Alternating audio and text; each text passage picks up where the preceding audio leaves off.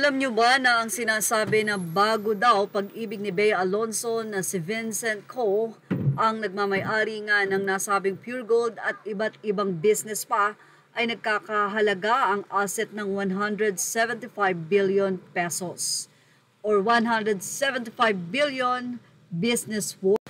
Pagdating sa looks, hindi naman maiwasan ng mga netizen na i-compare ito sa dati niyang boyfriend or fiancé na si Dominic Roque.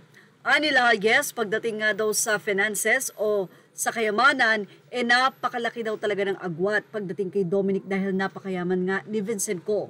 Pero pagdating daw sa kagwapuhan, talagang gwapo ang ex ni Bea Alonzo si Dominic Roque. Pero kung wealth nga daw ang pag-uusapan ay match na match sila Bea Alonzo at si Vincent Co. Narito naman ang naging komento ng mga netizen.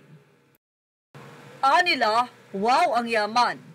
Bakit kailangan po alamin nila kung gaano kalaki ang pera sa mga tao na yan? Buti pumayag ang pamilya ko na i-announce ang mga sikreto ng pera nila. Say naman ang isa, 4 silang magkakapatid so hindi lang siya tagapagmana, mas mayaman pa rin si Bea Alonzo sa kanya. I disagree, say ng isang netizen. Mas mayaman yung guy. Si Bea bilyonaryo in pesos. Yung family ng guy ay 2.7 billion pero dollars. Laking difference, kita mong may helicopter pa sila, pinasundo kay Bea. So, narito pa ang naging say ng mga netizen. Okay yan kay Bea. She won't issue a prenup. But it will be the other way around. See how she feels. It's all about money. Sigurista din talaga ang babaeng ito. Gusto hihigitan ang kanyang pera ng lalaking magkakagusto sa kanya. Ha ha ha. Chinese yan. Tingnan mo kung hanggang saan ka dadalhin yan. Ang isa naman ay sinabing lugi ka kung bilyonaryo ka tapos mag-asawa kang babaeng wala na sa prime. Gamit na at delikadong di na magkaanak. Sana fling lang yan. Sayang ang empire family nila.